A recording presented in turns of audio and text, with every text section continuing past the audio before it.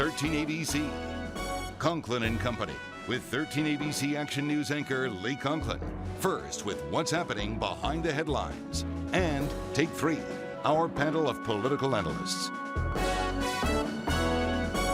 Morning, everyone, and welcome into another edition of Conklin and Company. Hope you're having a great Sunday. It is the Public Affairs Show, the Juggernaut, coming into your home now for some 8.5 years. We truly thank our loyal viewers. You've been with us over the years, and we certainly look forward to being with you for years to come. Coming up on this edition of the show, the Toledo mayor's race, now really getting down to what is issue number one, priority number one, all about jobs. The incumbent says over 6,000 have been created since he took office. That and more in Take 3. Skylar Meadows and London Mitchell will join us. In our second segment today, the division on Capitol Hill over the Farm Bill, specifically the major food stamp debate within the Farm Bill. Our Washington Bureau Chief, Jacqueline Policastro, really doing a lot of digging into the story, talking with our local representatives in Washington. And Jacqueline will join us from Capitol Hill a little later. But first, the case that has captivated the country, the George Zimmerman murder trial and the death of 17-year-old Trayvon Martin about a year and a half ago. The defense claiming self-defense from the beginning. The prosecution said it was all about a wannabe cop who targeted and profiled an innocent teen who went to the store to get some Skittles, wanted to go back home and watch the NBA All-Star game. Here to talk about this case, really our go-to legal analyst for years now on Conklin and Company and 13 ABC Action News, the Dean of the University College of Law, University of Toledo College of Law. It is Daniel Steinbach. Good to see you once again, Dan. Nice to be here, Lee. Thanks very much for being here. And we have to be honest with our viewers. We always are. As this case goes to the jury on Friday afternoon, we begin to tape Conklin and Company. That's right. So we can't look into the crystal ball and really discern what happened with a verdict. We anticipate that perhaps a verdict has come down by now. But right. If you can, take us into the jury room after the closing arguments and 14 days of testimony, impassioned debate, a cantankerous judge at times, and a lot of animation. Take us inside that jury room if you can. Well, the first thing that would probably happen is they select a foreperson. And you know they've been sequestered, so they probably know each other quite well. There's only 6 of them. My guess is it won't take very long to select a foreperson, the person who's going to moderate the deliberations there. And that foreperson then can decide how the deliberations go. So they can look at the elements of the charges, or they can go right to self-defense, or they can really do whatever they want. As long as they come back with a unanimous verdict, nobody looks into the deliberative process. So the foreman not determined until they go in? That's right. At that point. And that's their first duty when they get in there. Why, I've thought about this for a number of months. Why just 6? They're not 12. An interesting selection of 6 women. It's obviously Florida law that allows the 6, and the Supreme Court has upheld smaller than 12 juries. We think of 12, but I'm sure that's legal. The women, jury, it's often called the jury selection process, but it's really the deselection process. You have potential jurors, certainly men among them, and they're disqualified for 2 reasons. One is if they have a preconceived notion about guilt or innocence that they're not willing to abandon, or they're related in some way to the people in the case. So they are discharged for cause, as it's called. And then the attorneys on the 2 sides have other kinds of challenges that are called peremptory challenges, which can be exercised for no good reason, no reason given. They just can't be done on the basis of race or gender. Now, I didn't follow the jury selection process, but you would guess that given the fact there's only women on the jury, that both sides thought it would be to their advantage. And in closing arguments, the state of the prosecution, according to analysts, really played on the sympathy, played the sympathy card, if you will. And some critics said, no, you can't do that. This has to be about the law.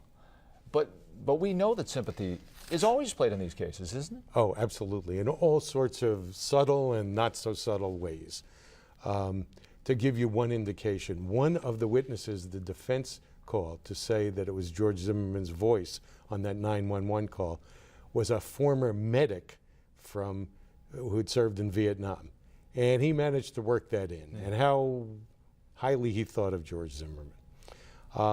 And, you know, personalizing the defendant, and in this case even the victim, is an important part of any criminal case. That's what you do as attorneys, right? Yeah, I saw a picture of the closing argument in which Mark O'Mara, the defense lawyer, was standing with his hand on George Zimmerman's shoulder at the end of the closing argument.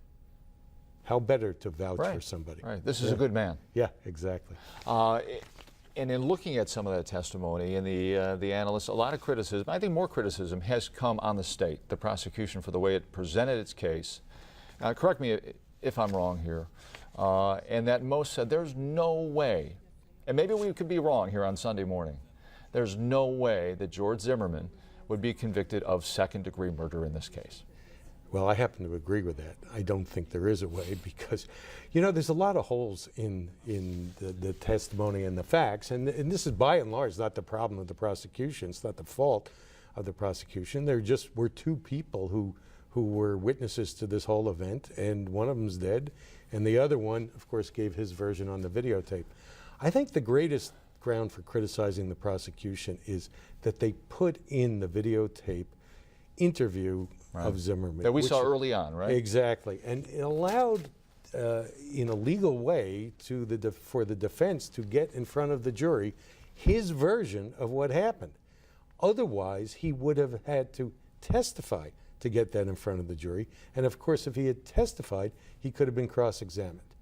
The second thing that I have to say bothered me about the prosecution was when they had the officer who interviewed George Zimmerman on the stand, they allowed the defense to say to this officer on cross-examination, well, did you believe him? Did he seem credible to you? Now, in our system, witnesses don't vouch for the credibility of other witnesses. So who cares whether this officer thought George Zimmerman, I mean, sure, the jury will care, but it's not the kind of thing that, in my opinion, they should have heard. And in the clip I saw, I heard no objection from the prosecution to that. Either way it played out, a fascinating case to observe over the duration of this trial, no question about it. Yes, and it raises some larger questions that any verdict is not going to resolve. And I think one is profiling, because there's almost no question that's why Trayvon was approached. And the second thing is the common use carrying of guns. Yeah, which would debate, we're just beginning. And there is no end to that debate. Yes. Before we let you go, I want to ask you about Aaron Hernandez, the star tight end with the New England Patriots, another high-profile athlete in trouble. But this is more than just trouble. This is a case of alleged murder. A murder did take place. Did Aaron Hernandez indeed commit that? He's locked up, no bond, possibly implicated in 2 other murders, alleged to have shot somebody else in the face. Wow. I mean, from afar, this guy's a mess. Yes. Your observations, how do you defend a guy like this? Well, I think, you know, there are going to be gaps. I think we've already gotten a hint from a statement. I think his defense lawyer said, well, this is just a circumstantial case.